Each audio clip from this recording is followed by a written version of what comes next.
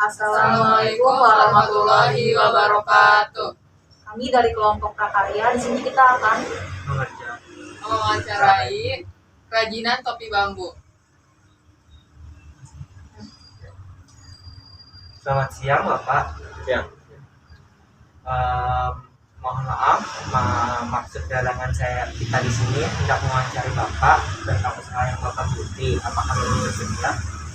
Ya, boleh. Jika boleh tahu sebelumnya nama Bapak siapa? Saya Fulmila. Apa sih jenis usaha yang sedang Bapak geluti sekarang? Subsektor ekonomi kreatif di bidang kerajinan. Kalau boleh tahu kerajinan apa sih yang Bapak buat? Kerajinan kita lebih ke kearifan lokal ya. Ya, ada bambu, ada rotan, ada kayu, ada aksesoris dan lain sebagainya. Kenapa milih bambu buat alat? Ya, jadi kenapa kita mulai membuat kerajinan dari bambu itu berawal dari keprihatinan kita ya. Jadi kalau kita tinggal di Tangerang atau kabupaten, itu ada yang namanya logo Kabupaten Tangerang. Di situ jelas banget ada semacam ikon dari topi bambu, ya kan? Nah, topi bambu itu adalah bagian dari produk sejarah sebelum era kemerdekaan Indonesia. Nah, ketika produk ini muncul, kemudian di tahun 2000-an ini mulai kembali tenggelam, sehingga akhirnya kita mulai coba mengangkat kearifan lokal topi bambu ini menjadi satu produk kerajinan yang minimal bisa dipakai untuk kalangan masa kini. Ya. Itu kenapa akhirnya kita mencoba mengembangkan atau melestarikan si produk tadi untuk membuat. Sedangkan yang lainnya ada rotan, ada kayu dan sebagainya, batik termasuk, itu adalah bagian dari kearifan lokal atau warisan budaya juga, ya kan? Bahkan seperti batik sudah diakui di internasional ya sebagai warisan budaya Indonesia, gitu kan? Nah, jadi artinya ada bambu tadi, kenapa ya? Karena memang ini bagian dari produk kearifan lokal. Apabila kita tidak mengembangkan, ya pasti akan terancam punah, pasti akan hilang, tidak ada penerusnya. Karena untuk itu kita membuat satu inovasi produk, kemudian membuat satu pengembangan produk. Tujuannya agar tercipta pasar, agar terjadi daya beli, agar budaya ini tidak punah. Itu garis besar situ.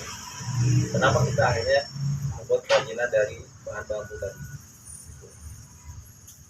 Awal mula terinspirasi untuk membuat usaha itu bagaimana? Kalau dari kecil sudah belajar untuk menganyam itu basically semua yang kita lakukan ini pada awal dari digital. Hanya kita bikin blogger, dari tulis artikel di internet, ya kan. Kemudian juga memotret produk-produk dari masyarakat, ya kan. Kemudian menjelaskan sampai akhirnya kita membuat satu modifikasi yang akhirnya itu menjadi produk-produk yang bisa dibeli atau dipakai oleh orang lain, ya kan. Nah, inspirasinya sekali banyak ya. Yang pertama kita lihatlah satu daerah di mana potensi lokalnya ada, orangnya ada, tapi secara pengembangan tidak ada, ya kan. Nah, ini kita mencoba untuk berdiri di pengembangan itu. Nah, tapi kemudian pada saat pengembangan kita juga harus berpikir tentang bagaimana proses supaya dari awal sampai akhir ini punya nilai yang lebih. Ya. Akhirnya kita juga terjun bagaimana di pengolahan bambunya, bagaimana di penambangan bambunya sampai dia menjadi produk-produk yang saya pakai ini seperti ini. Ya kan, gitu loh. Ini juga bagian dari inspirasinya. Kemudian inspirasi yang kedua adalah kita punya jaringan atau kawan-kawan yang sering sharing, sering berbagi, sering ngobrol, masukan-masukan. Akhirnya membuat kita untuk yaudah kita coba deh seperti ini, kita coba deh begini dan begitu. Hingga akhirnya kita coba memperkenalkan produk ini menjadi lebih go internasional atau sedikit mendunia lah ya.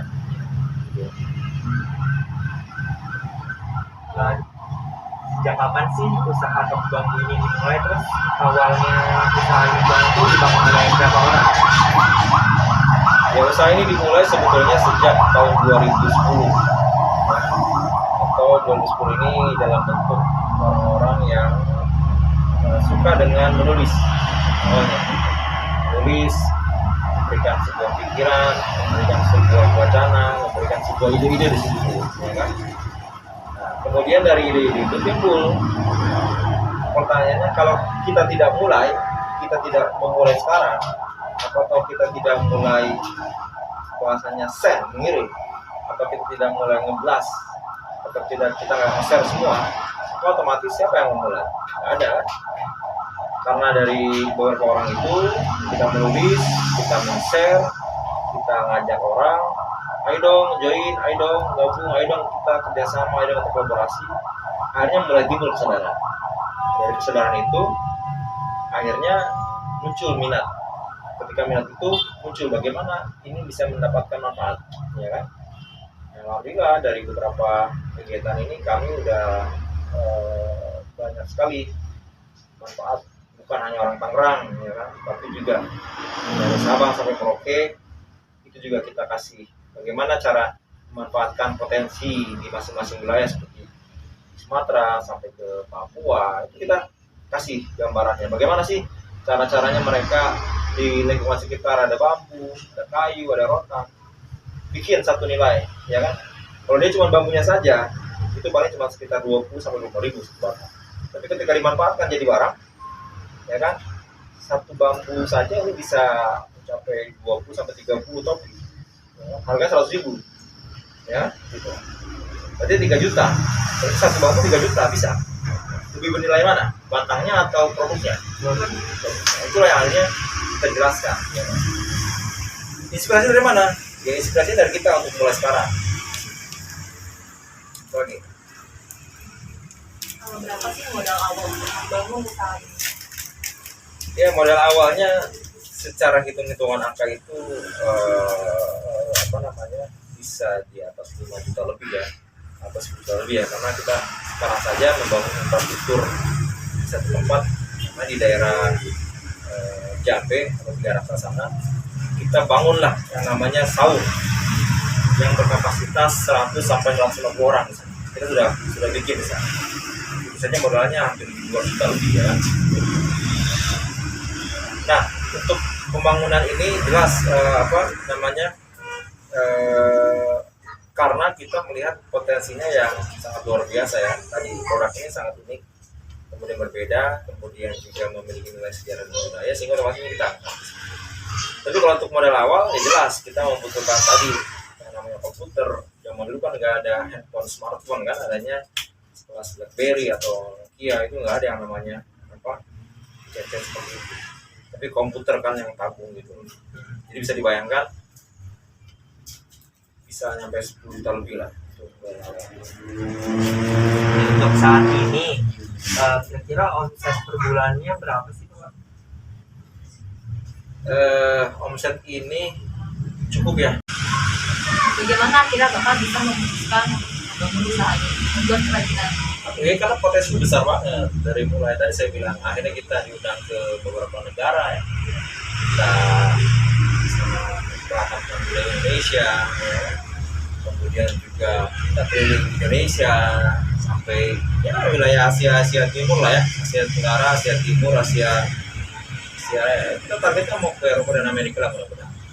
Kalau kemarin sih sempat kita sama orang Turki udah mulai kolaborasi, cuman karena 2021 masih pandemi akhirnya kita cancel acara itu. Jadi banyak rencana-rencana Yang tertunda. Iya. Ya karena kita paham lah bos, pandemi ini kan karena global ya. Iya. Jadi memang situasinya juga mau tidak mau harus kita maklumi lah. Juga kedepannya bisa kolaborasi lagi Iya. Pak. Ya, terus di dalam pemasaran produk itu ada tips and triknya masih biar tetap produk ini tuh dikenal. Tipsnya tuh mulai dari yang terdekat, kita mulai action. Pokoknya nanti ini kayak teman-teman dari pelajar kan ya, Iya. pelajar nanti kita kasih challenge lah untuk bagaimana memperkenalkan budaya. Oh ya? Oh enggak? Mari kita coba nanti. Iya. Ya, yang simpel-simpel. Saya akan kasih gambar nanti yang simpel-simpel tadi. Bagaimana cara memperkenalkan budaya. Lalu bagaimana teman-teman akan diapresiasi oleh orang tua negeri ya. Artinya bukan karena kalian secara fisik keren, enggak. Tapi karena pengetahuan kalian, karena ada potensi yang kalian kembangkan di situ, ya kan? Ada semacam keterampilan. Saya bisa bikin anyaman juga, saya paham, tapi anyaman yang lebih modern, kayak bikin aksesoris segala macam, ya kan gitu loh. Sehingga akhirnya kita bisa kolaborasi dengan orang-orang dari Paris, dari Jepang, India, Hong Kong, kemudian Malaysia, kemudian ya banyak lah ya kombinasi ini yang kita coba. Terus bagaimana ini kita mulai. Nah, kemudian pemasaran itu harus mengenal tentang apa sih kekurangan kita juga. Kita harus tahu tuh. So, kekurangan kita ternyata adalah di produk yang monoton, ya kan? Maka otomatis produk-produknya dimunculkan.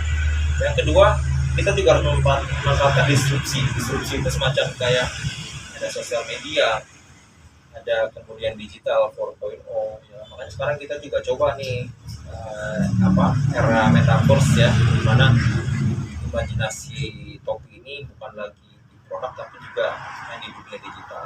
Ini kita kembangkan sampai augmented reality. Mungkin nanti ke depan teman-teman mau tahu tentang topi-topi yang macam-macam ini, itu tinggal cukup di foto, nanti handphonenya muncul semua tuh kalau topi-topi yang bisa dilihat secara 3 dimensi. Ini kita kembangkan juga. Jadi salah satunya saya minta teman-teman nanti juga broadcast ya dengan teman-teman lainnya, supaya apa? Supaya nanti siapa tahu ada teman pelajar atau kerabatnya yang dia ternyata punya pengetahuan lebih atau dia punya minat yang sama di bidang itu, sehingga kita bisa kerjasama. Saya ambil contoh, ada juga nih mahasiswa yang dia itu jurusannya di komunikasi, ya, dia bikin dokumenter. Karena dia melalui proses yang bagus, ya, karyanya ini ternyata dilihat oleh produser. Ya, akhirnya dia kerja di salah satu televisi nasional. Karena kemampuan dia mau belajar tadi, ya, dan itu kita dorong dia. Pada saat dia datang kemari, awalnya dia cuma nggak persiapan ya. Akhirnya kita coba bikin skenario nya seperti apa. Coba sudut pandang kameranya bagaimana. Coba tempatnya apa saja, pertanyaan apa saja. Itu dia berapa hampir seminggu dia. Kalau yang lain mungkin sehari doang. Tapi karena dia mau jalanin, hasilnya jadi bagus. Ketika dia jalan bagus, siapa yang mendapat manfaat? Ya dia sendiri, bukan kita. Tapi karena dia mendapatkan manfaat, dia kerja di TV nasional, secara langsung ada hasil dia dia punya dokumenter tadi. Akhirnya dia gampang ke kita, bang, mampir yuk, live nih di sini, stasiun TV. Loh, gimana? Gara-gara mari kita bikin dokumenter, bolak-balik bikin skrip segala macem, akhirnya saya diterima nih. Otomatis saya juga butuh nih yang lagi. Ya udah, itulah kerjasama yang jangka panjang. Itu salah satu tipsnya. Jadi jangan pernah tidak mau mencoba, ya kan? Harus mencoba. Kira-kira depannya ada produk apa sih yang akan hadir di galeri topi bambu ini? Ya, ada museum ya, tapi nggak di sini, di sana, di daerah Jambi, di Karasa.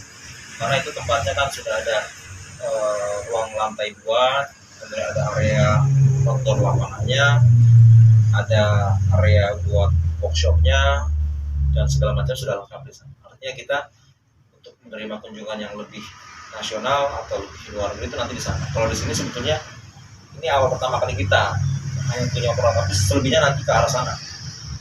Jadi kalau nanti ada kunjungan kita arahkan ke arah di Jambi sana. Itu produk-produk yang kita lakukan. Baiklah, sementara cukup sekian dulu. Saya ucapkan banyak terima kasih atas waktu yang telah Bapak berikan kita semua. Ya. Semoga saja usaha yang Bapak kembangkan sekarang ini makin sukses, dan makin dikenal oleh semua orang ya. Saya mau izin pamit. Selamat siang Bapak. Kurang lebih mohon maaf. Wabillahi taufiq wal hidayah. Wassalamualaikum warahmatullahi wabarakatuh.